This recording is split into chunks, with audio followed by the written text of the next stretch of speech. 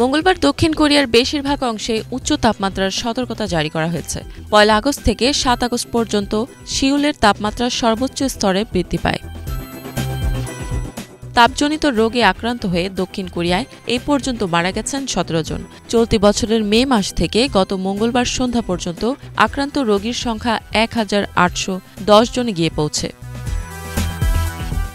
উচ্চ তাপমাত্রার কারণে দক্ষিণ কোরিয়ার পেশাদার বেসবল লীগ শুক্রবার তাদের খেলা বাতিল করে। প্রায় ৪২ বছরের ইতিহাসে উচ্চ তাপমাত্রার কারণে প্রথমবারের মতো গ্রুপটি তাদের খেলা বাতিল করে।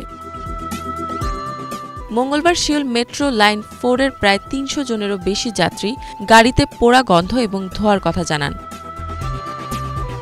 দক্ষিণ কোরিয়ায় গ্রীষ্মের ছুটি শেষ হওয়ার পর উৎপাদন কার্যক্রম পুনরায় শুরু হয়।